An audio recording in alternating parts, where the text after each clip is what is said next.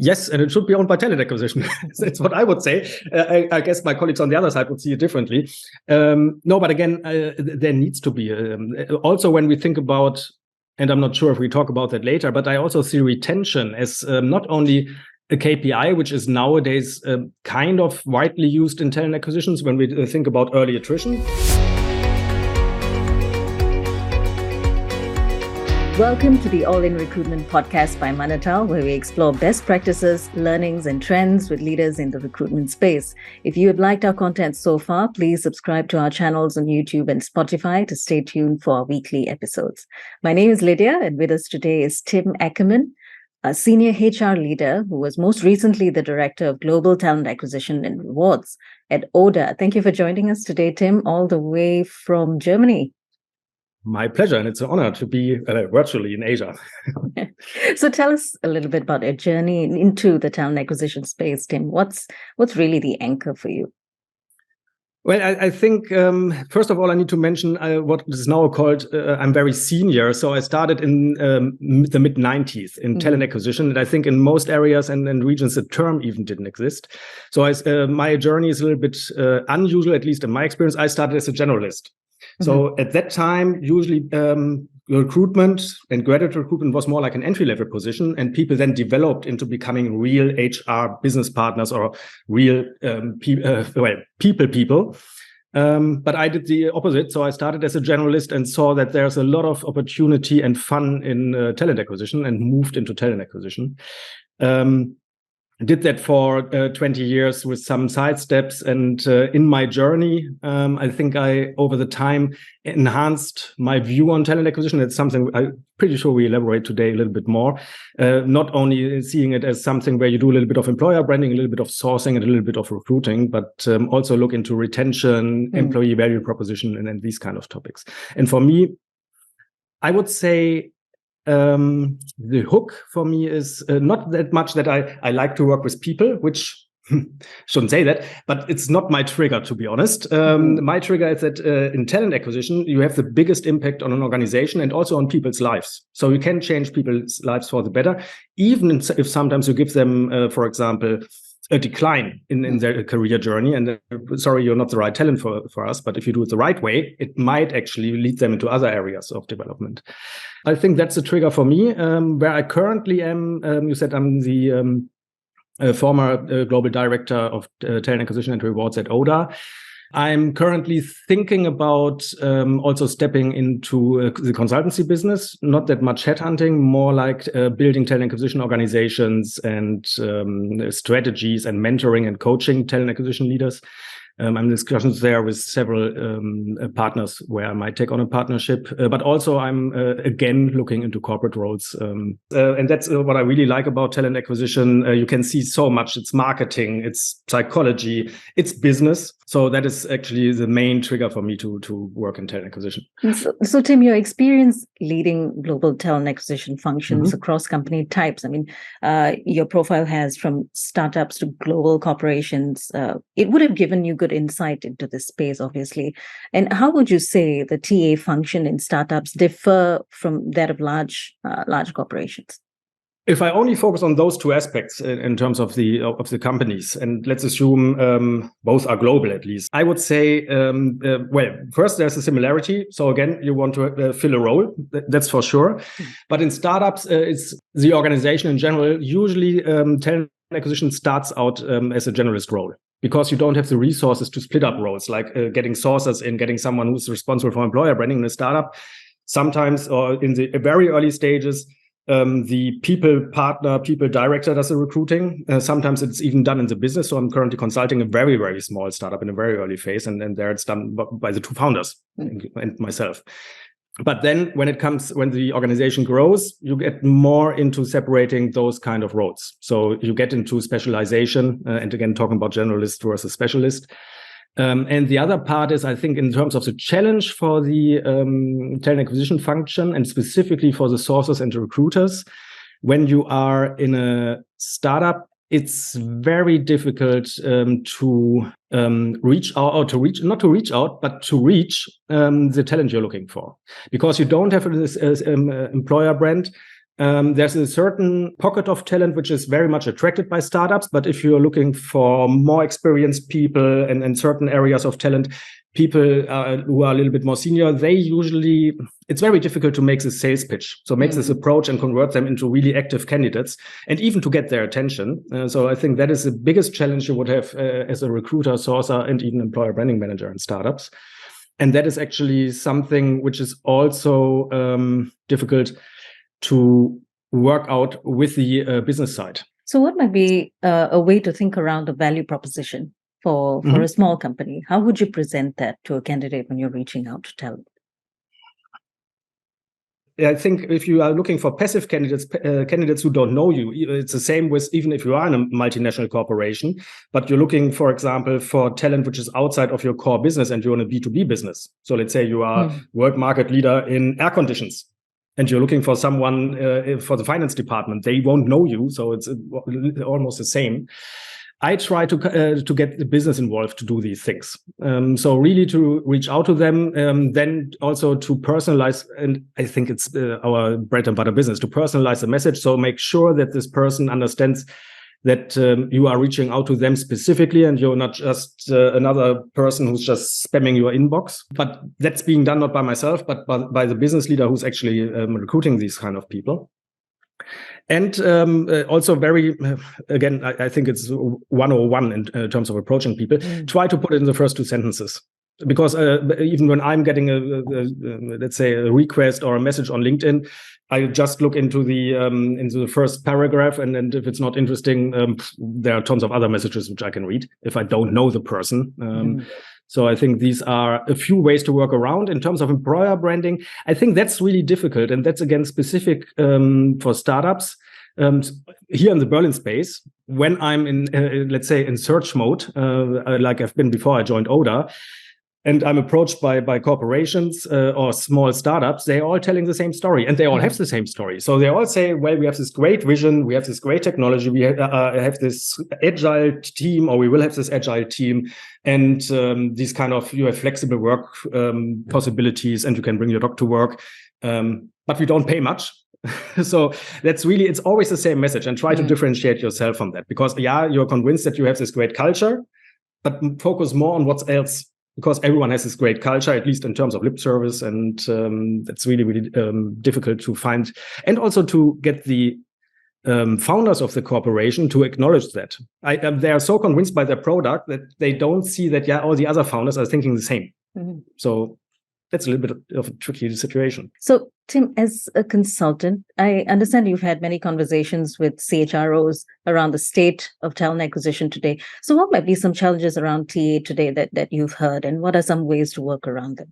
A reference to these conversations, let's say, because I might experience things differently. I think it's not that much that changed, at least from my perspective, over the last years, because CHROs are always concerned about, well, my talent acquisition organization is not aligned. They don't find the right talent in the right time. They're not that much concerned about money, I have to say. So usually it's about speed and quality within the process, and also virtuality. Some CHROs, specifically in larger corporations, they now understood that they need to push the business leaders also to offer or to think about more virtual teams, and virtual not only also with the pandemic in terms of physical location, but also in terms of, let's say, this gig economy. So that teams are becoming more, I would call it liquid, might not be the right English word, but we will have people who will come out from the outside, joining a team for a specific point in time, moving on, coming back. Others are moving within the organization.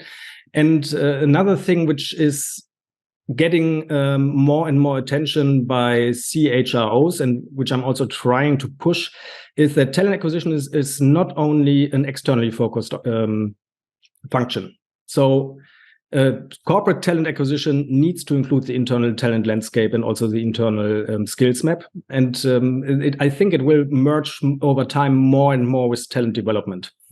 Not in terms of trainings, but in terms of visibility of talent, succession planning. In a lot of corporations, that is not included at all. I suppose you might be referencing talent mobility and where the talent goes within the company, right? Well, mobility is a term which is used widely differently. I'm referencing in terms of talent mobility within the company, yes, when I'm talking about the internal functions, but I wouldn't push people to be mobile. But from the talent acquisition perspective, we are usually getting a rec, and we should fill this rec. What are we doing? Going off and finding someone externally. There's usually, and obviously I'm generalizing here, but the connection to the talent acquisition department, to the talent development departments, and to the function within the corporation that owns succession planning and people development is usually not there, not existing. Sometimes on an executive level, there is something like a heat map or kind of a succession plan. But even if there's a succession plan, hiring managers usually say, yeah, but I want to see something, some other people from the outside as a benchmark. So that is what I was referring to. I'm not that much referring to people being mobile within countries or something like that. So physical mobility is something else. Yeah. Talent mobility and the ability to succession planning. And it's interesting to see, I like that perspective. It's new, that the bridge between talent development and also succession planning. Do you think there should be a greater connection between the two? Yes, and it should be owned by talent acquisition. That's what I would say.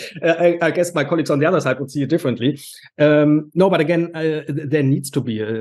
Also, when we think about, and I'm not sure if we talk about that later, but I also see retention as not only a KPI, which is nowadays kind of widely used in talent acquisitions when we think about early attrition. So at least the functions I know usually measure early attrition in terms of let's say probation period fluctuation. But attrition or retention in the way that you need to integrate the employee value proposition and the candidate value proposition. Because again, and that's something specifically also for startups, to be honest, they overpromise on their employee value proposition when they talk to candidates. So get that aligned and also get these external impulses into compensation and benefits, into the employee offering, which we're making. So yes, I would see talent acquisition much more integrated into these areas. And that's with the great resignation plus the scarcity of talent all over the place. The internal talent pool is a talent pool you need to exploit. At least you are sure that the cultural fit is there, which becomes more and more important. And you might want to invest a little bit more in people. And again, maybe some of our listeners can relate to that.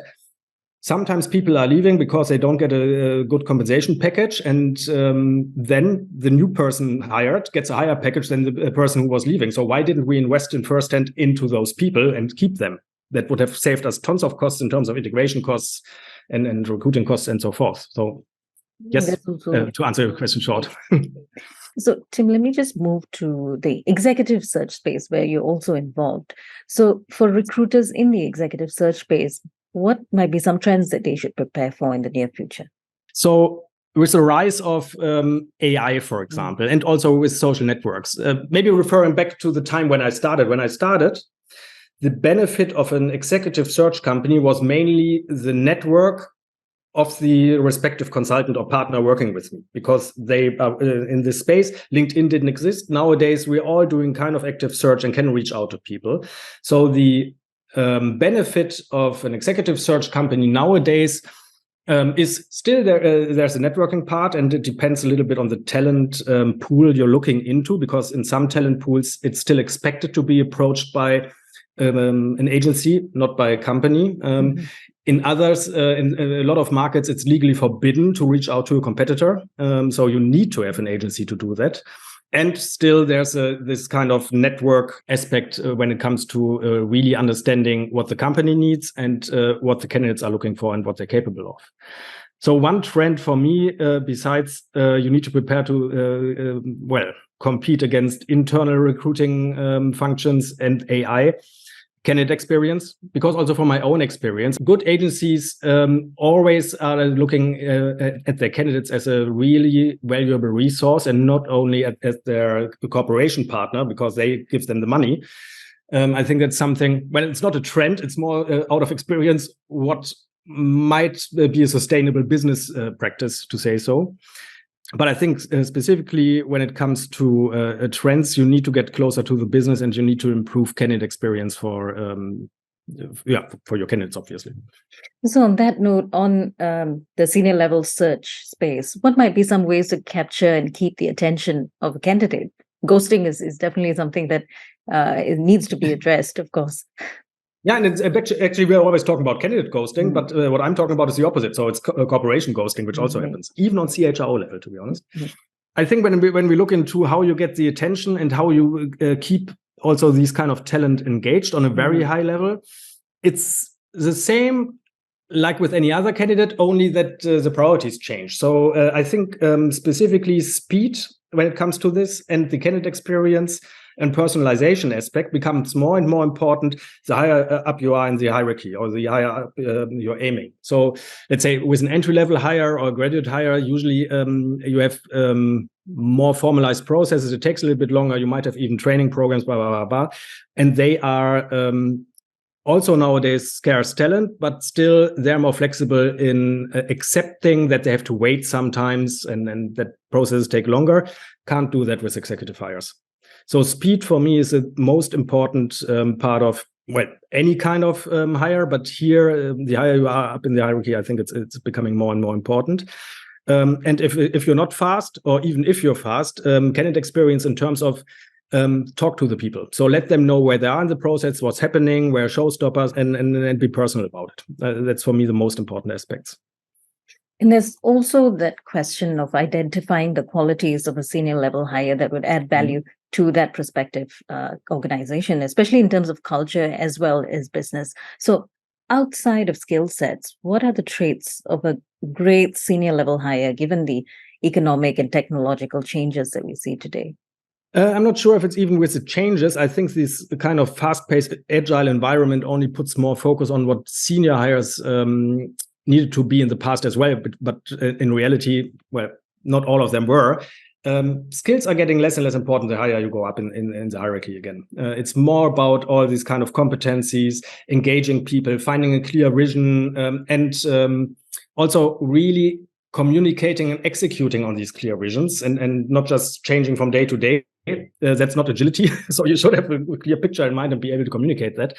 And that's something for external hires, which is also, I think, very difficult to identify. Maybe over the course of the process, yes, but when you reach out to people, you look for skills mainly, because that's what you see. But it's really the kind of personality. So are they authentic? Are they, and that is actually changing over the time. Employees and your team members are much more demanding in terms of understanding their needs and also taking care of them as a, let's say, 360-degree human, instead of just they come to work, they bring their best to work, and you try to make the best for them so that they can perform, but that's it. So it's not what they're looking for anymore. And to be able to adopt your leadership skills to, let's say, different kinds of people, but also the same people in different situations. So again, that's nothing really new, but I think the focus is more on that. I'm refraining. I usually would say in terms of skills, there's also some aspects. So you should have industry knowledge maybe, or know the markets, but that really depends on the function you're hiring for and the industry you're hiring into, because it might sometimes be good to have a senior leader who's coming from a different industry. That really depends. But in terms of the overall traits, and I think the cultural aspects and the personality aspects are becoming much more important. So what might be some tips on how to identify and even initiate conversations with a passive candidate? Again, generally speaking, but that's, again, much more important on the executive level. I would say, despite the message you're sending then to reach out, if you have the time for it, try to follow this person a little bit around and see what they're doing, what they're interesting, if they're active at all. And I'm thinking about LinkedIn, Twitter, I don't know. For example, so if they're doing something there, or if it's just a dead profile, could also be. And look into what they're connected to. You can also see what they're subscribed to, so what their interests are, and try to find this hook to them. And again, make it personal. And speaking of executive hires, let's say you're hiring a C-suite, it would be nice if the CEO would send a message and not some recruiter guy like me. Or at least a CHR or something like that, because you're appealing to people's vanity a little bit with that as well. And this person will work on eye level with those people. So I think it's really important to get that. And you also mentioned earlier to get it in the first 2 lines. I think that's pretty critical as well to immediately capture the attention, right? Well, with LinkedIn, it's a little bit tricky because you also need to pay attention if it's a very active profile. Make sure when you reach out, it's not managed by a social media team, because you have that specifically in B2C companies. You have these profiles being managed by a team or by the personal assistant. And if you would send a message there, that might burn actually the bridge. So that's tricky. So let's talk about culture in startups. How do you retain culture, especially in a hyper growth stage with new senior leaders coming in to take the business forward? Well, the problem there is not only with senior leaders, it's with every people manager. Because in hypergrowth, you hire people, and the people who make the hiring decisions are only there for 3 months, maybe, or something. So how should they already be organically living and then breathing the corporate culture? And again, there's not this one silver bullet, but I think that the best practice and the most easiest to apply from a talent acquisition standpoint is put cultural selection first. So make sure that you have a really well-designed kind of selection step for culture. And it's something we did at Oda as well with a cultural interview. And in the second step, then present these people to the business or to the hiring manager and check for skills. Because let's assume you're hiring for a sales director, and this sales director is someone who brings along their own business with them, their network, so they would be able to immediately generate revenue. And now imagine you put this person in front of the hiring manager and he sees, oh, this person can already perform immediately. They bring this revenue. And then the HR or TA person comes and says, well, but culturally, it sucks. I can guarantee you 95% of these conversations, this person will be hired nonetheless, because it's still the money that counts. So put the culture first in the process and then look into all the other aspects. The cultural assessment bit, that how in your experience, how did you structure that cultural interview process? Well, first of all, here in that my specific example for Oda, it's interviews. There are technical tools out there which also where you can operationalize that, but very simply put, in terms of how you structure it, I assume you have corporate behaviors or values. You find some ways to operationalize those, so certain scenarios or questions, and then, it's a classical behavior-based interview. So how would you react in that position? What did you do in the past in these kind of situations? What would you do differently? But it needs to be based specifically also in this hyper-growth environment on that. And I hope also, even if you're a young startup, you have some kind of leadership values as well, or leadership behaviors, which you like to check for. And that's also something you need to double check. So one thing I did, and you can also try it in the startup if you already have that, or if you work in a WeWork space. But for C-level hires, and when I'm physically in the same location, I usually, after the interviews, went down to the receptionist and asked how this person behaved when they were waiting, when they introduced themselves, because you can see there are people who are really, really good in pretending, even though you're a trained psychologist or interviewer, and still people can fool you. But it's really interesting to see how people behave if they don't feel observed.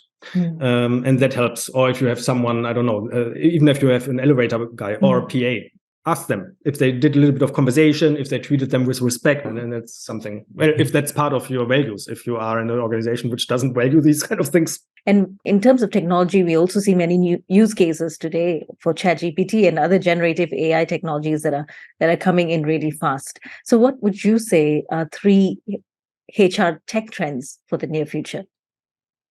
One is the obvious one, which you has mentioned. I think specifically the rise of AI. Until I would say last year when I was speaking on conferences, I was always saying there is no such thing as AI out there, because usually it's just an algorithm. It's not like intelligence. With ChatGPT, I have to say I'm impressed. Still, there are some flaws, but again, it's a development. And I have to say I was lazy myself, and that might be one of the trends. I asked them, so I provided them with some rough bullet points and asked them to, for example, generate a job description for a CTO. And I got that, and I didn't use it 100%, but it's nice. It saves you time. It gives you a little bit of creative things to work with. Will it tell me where I find the best CTO or something? Not yet, maybe in 10 years. And that might be one of the long-term trends, but predictions about the future are always, I don't know. So AI definitely, but as an enabler, not as a threat. Then technological-wise, I think also when we think about ATS and HRS, I think there will be, also keeping in mind what I said about talent management and talent acquisition, there will be more integration there, I would say. Let's say the huge corporate ATS, HRS providers, if they still are so less or so stubborn and not very customer oriented, I think they will become more and more redundant. So the landscape will be becoming more fragmented with more agile, smaller companies. I still remember some years ago when Greenhouse was very, very new. We tried that out. We worked with it, and nowadays it's one of the standards in some areas. So I think there will be new players like yourself, for example. And I think what's also important there with you, there's not much marketing going on because you have your proven business cases and you have happy customers, which speaks for himself. And we are talking more and more with each other within these communities, also with LinkedIn and maybe not personal networks, but let's say business-oriented networks. We are sharing more. So that is something why this landscape is more and more fragmented, because there are new providers which have it easier to get into something. And that's something where the corporate customers, from your perspective, also need to or will become more agile, because I had so many discussions about ATS on relaunches with IT departments, corporate IT departments. And they have a totally different view on that than ourselves. So if you think about candidate experience, for example, or easy KPIs and usage for hiring managers and recruiters, the IT departments usually only think about integration into their existing very fixed landscape. So, I'm still thinking about this picture of when we talk about AI, that in the future there will be my bot talking to your bot. I don't see that yet, but I think, again, predictions about the future are difficult. With the rise of technology, you will have some kind of job profile. I think and you see that nowadays already, these kind of very detailed user interfaces and also selection processes will become more and more one-click application. You have it with LinkedIn now. You can just push a button and you're automatically your profile is shared and it's integrated. You have other ATSs where you push the LinkedIn button and then you still have to go through half an hour process with 20 pages where you still have to fix everything which the ATS couldn't read out of your profile.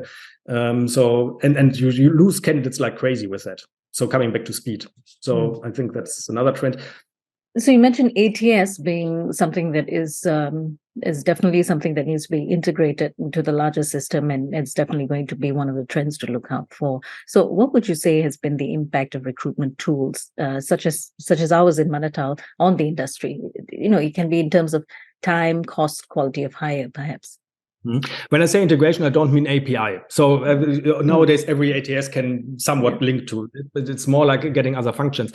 What I see with good ATSs, and I would say is specifically the transparency of the process. So a good ATS gives me the opportunity to, and it's more from the talent acquisition leader perspective maybe, but to really see and identify bottlenecks in the funnel, to see performance issues maybe in certain areas, be it recruiters or be it, let's say, certain recs which are difficult to fill. And to identify that proactively and sometimes even predictively. So it's definitely, so it helps us. So this data is nothing which I mainly need for myself, but that improves actually the conversation recruiters and would have with hiring managers, and I would have with C-level managers to see, look at this data and what can we do with it. I still have to do the thinking myself about the data, but I get at least the transparency and the data there. And the other thing is that the impact that it's much easier nowadays to process large volumes of candidates and also to personalize it. At the same time, I don't know, but a good ATS gives you the chance to really get in messages to candidates on a more personal way, while it also helps me managing larger volumes of candidates through, for example, the connection to LinkedIn and other social media networks. Tim, you've seen the evolution of HR and talent acquisition and even recruitment all going into different spaces as well in the past 20 odd years. So what advice would you give someone who's starting out in talent acquisition today? It's my students ask me the same. So I'm lecturing at a business school. Right. I would start somewhere else. Not because I started as a generalist, but I would start somewhere else because the best people in talent acquisition, first of all, it's also a personality trait. But they usually have a good understanding of the business or of statistics, mathematics, psychology. I know, and when I'm doing it myself, that there are degrees out there for recruiting and employer branding. But I think it's more like a life advice, but always go somewhere else first, learn that, and you can always take some of that knowledge into that role. Because also, to be very honest, we are very professional, but a lot of the things we do is a basic logical understanding and common sense. Sorry to say so, but even common sense is difficult. So it's better if you have a broad experience with it. So thank you very much, Tim, for your time, your insights, great insights today. And I'm sure the audience, whoever's listening in today, would want to know where to find you. Where can they look you up? Well, I was in every social media network which existed until TikTok. So you don't find me on TikTok anymore. You find me anywhere else, but basically on LinkedIn. Okay. So thank you so much, Tim. It's a real pleasure to talk to you today. We have been in conversation with Tim Ackermann, who is a senior HR leader who was recently with Oda as Director of Global Talent Acquisition and Rewards. If you've liked our content so far, please subscribe to our channels and stay tuned for weekly episodes of All in Recruitment.